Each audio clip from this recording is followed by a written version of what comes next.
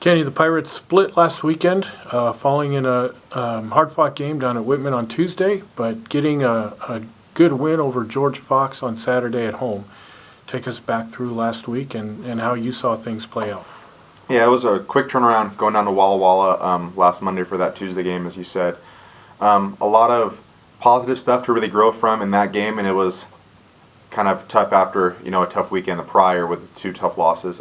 So the response was positive in a good amount of aspects, but the really kind of turning point for us, I felt, was last Thursday and Friday after that travel day back on Wednesday. We had two really good days of practice that I was really proud of, and kind of the way you play is the way you're going to practice, or you play how you practice earlier before. So it was positive to see us really kind of turn the page and kind of nullify some of the turnover issues and some of the things on the defensive end that had plagued us kind of through December and that first conference weekend. So it was nice to rebound from a tough one against the rival on Tuesday, and then kind of have some good signs going forward against Fox that we need to replicate going forward back on the road this weekend.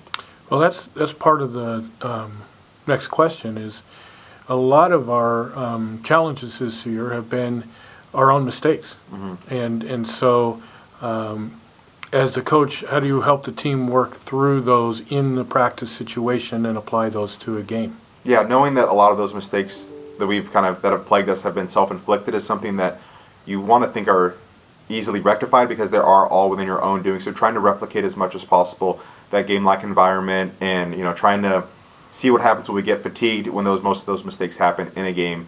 But just understanding personnel and kind of showing the team how important really every single segment and possession are, that everything really does matter, no matter if it's the last 2 minutes of a game or the first 2 minutes when you're still trying to kind of feel things out. The points are all worth the same. So I really think that as you go onto the road and your rhythm is a little bit different because your routine, it's trying to just control the controllables, and being able to execute offensively, defensively, take away as much as you can are kind of really some of the big keys for us. Because I would say that oftentimes, if you're a team that's shooting yourself in the foot and it's stuff that's not because of the other team, all those unforced errors are going to come back to bite you.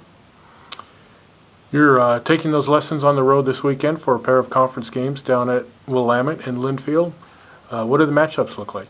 Willamette had a good win last weekend on Saturday night against the Pacific team that we recently faced as well. So we just know that team's going to run a good amount of ball screens and have some pretty good guards and talent up and down the roster. Is going to be just a good game to really kind of carry over from what we played against in Fox on Saturday. Just like all five people on the floor have to be connected on the defensive end, and just start from there, and then just taking care of the ball is the primary focus for us on offense the remainder of the season.